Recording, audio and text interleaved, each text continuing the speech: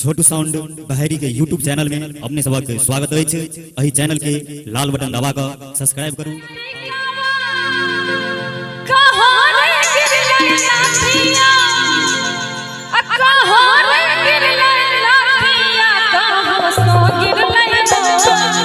हमारा किसी का फरमाइशिया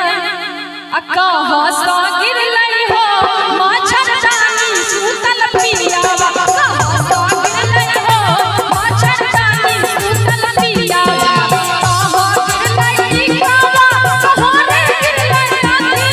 कहां गिर लई नाथिया कहां रे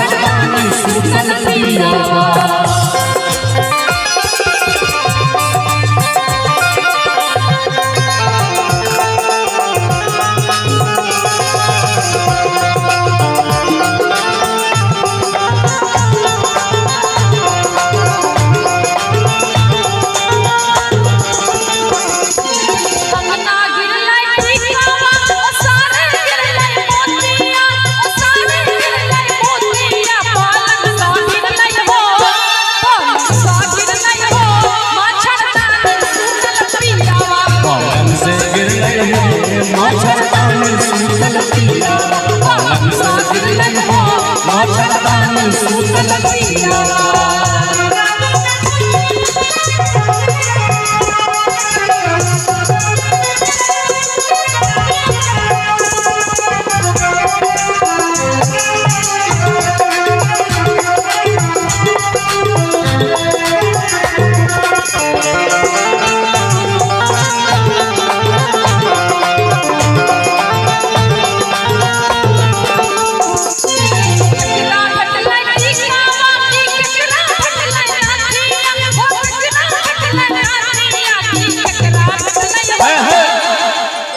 कनी शब्द में कहियो तब न बुझते हैं कि केकरा भेटलै नाथिया